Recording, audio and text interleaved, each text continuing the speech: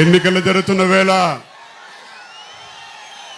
Button నొక్కి అని చెప్పి అంటున్నాడే. ఎంత నొక్కేసావో కూడా ఒకసారి చెప్తే బాగుంటుందని చెప్పని కోరుతా ఉన్నారు ప్రజలందరూ. జగన్ రెడ్డి చెప్పే ధైర్యం ఉందా? సంక్షేమం అందజేస్తున్నావా?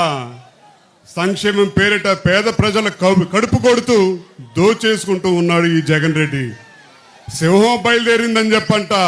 సింహం పుల్లు ఉండాల్సింది అడవుల్లో. ప్రజలకు కావాల్సింది ఒక సమర్థవంతమైన నాయకత్వం కావాలి. ఆ నాయకత్వం అనుభవం కలిగిన ఒక నాయకుడు చంద్రబాబు నాయుడు గారు ఈ రాష్ట్రానికి ఒక దిక్సూచి కింద భవిష్యత్తులో నుంచుంటానని చెప్పని మనందరికీ ఒక ఆశ. ఇవాళ జనసేన గురించి ఇన్ని సీట్లే తీసుకున్నారు, తగ్గించి తీసుకున్నారని చెప్పని మాట్లాడుతూ ఉన్నారు. వాళ్ళందరికీ ఒకటే సవాల్, పులివెందుల పిఠాపురం అని చెప్పని కూడా చెప్తా ఉన్నాం.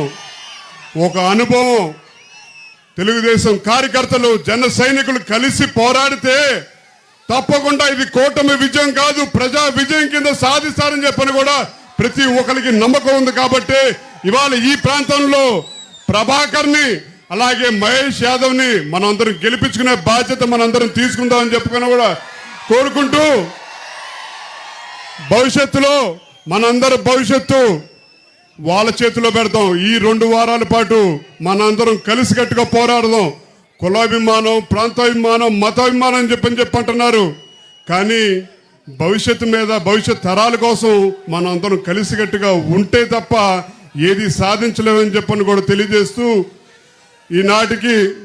ఈనాడు విచ్చేసిన పెద్దలు చంద్రబాబు గారు మనందరికీ ఇచ్చే సందేశాన్ని చూచా తప్ప పాటించాలని చెప్పని కూడా మిమ్మల్ని అందరినీ కోరుకుంటూ, మా నాయకులు కీర్తిశేషులు వంగవీటి రంగా గారు ఇచ్చిన పిలుపు, చేయి కలుపు, చేయి జారది గెలుపు అనే పిలుపుతోటి కూటమికి మన ప్రజా విజయం చేకూర్చాలని చెప్పని కూడా కోరుకుంటూ సెలవు తీసుకుంటా ఉన్నాను.